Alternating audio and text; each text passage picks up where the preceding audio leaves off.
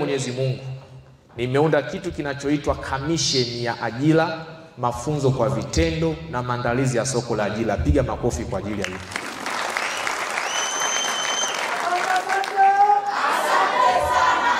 Kamisheni ya ajira, mafunzo kwa vitendo na maandalizi ya soko la ajira itakuwa na malengo makubwa matatu kama inavyotamkika. Kwanza ni kutafuta fursa za ajira, ambapo ni sema masuala ya wanafunzi wa vyuo vikuu. Lakini mafunzo kwa vitendo ni kutafuta maeneo na taasisi kwa kuwalazimisha, sio kuwaomba, kuwalazimisha kwamba wanafunzi wa vyuo vikuu wamesoma muda wa likizo huu, baada ya kuhitimu wanataka field, wanataka internship, wapatieni internship kwa ajili ya uendelevu wa maarifa yao. Lakini la tatu, lazima muandaliwe ili muweze kushindana na soko la ajira.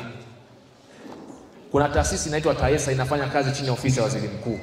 Ndio na majukumu ya coordinate program zote za kumwandaa mwanafunzi au na uwezo wa kuweza kucompete kwenye soko la ajira.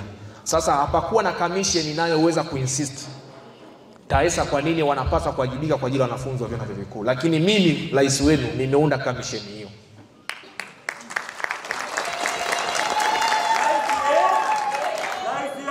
Mwaka huu nina matumaini makubwa.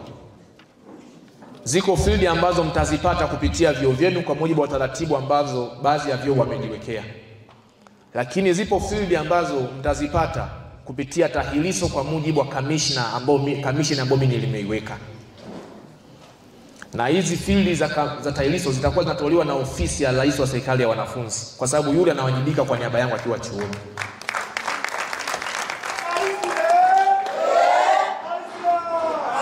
Nitazunguka mwenyewe. Ninajua hapa kuna watu wanasoma masuala ya fedha, hamna uwezo wa kwenda wizara ya fedha, hamna uwezo wa kwenda kwenye mabenki.